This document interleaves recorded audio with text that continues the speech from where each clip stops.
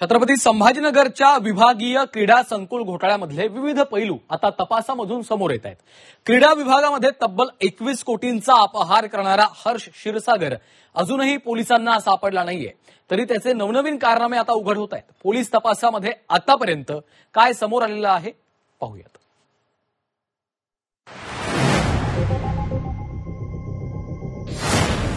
संभाजीनगरचा घोटाळेबाज हर्ष क्षीरसागरचे अनेक कारनामे आता समोर येऊ लागलेत। क्रीडा विभागातल्या लुटलेल्या 21 कोटींमधून हर्षनं प्रॉपर्टी गोळा करण्याचा सपाटा लावला होता। हर्षनं संभाजीनगर परिसरात तब्बल 5 आलिशान फ्लॅट विकत घेतले। एवढंच नाही तर त्याने एक फ्लॅट त्याच्या मैत्रिणीला विकत घेऊन दिला। हर्ष क्षीरसागरचे हे कारनामे संभाजीनगरमध्ये चर्चेचा विषय ठरलेत। आर्थिक गुन्हे शाखेच्या पोलिसांनी आरोपी हर्षकुमारचा विमानतळासमोरचा एक आलिशान 4 BHK फ्लॅट आणि बीड बायपास परिसरातला 4 2 BHK फ्लॅट सील केलेत।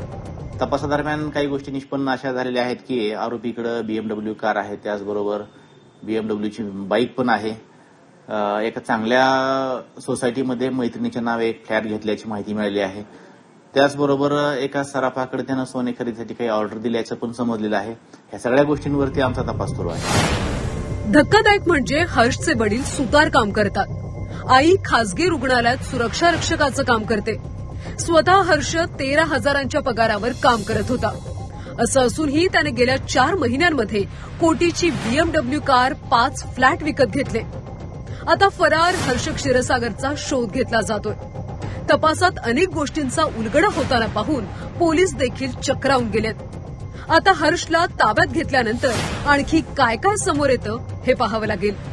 विशाल करोळे, झी 24 तास, संभाजीनगर।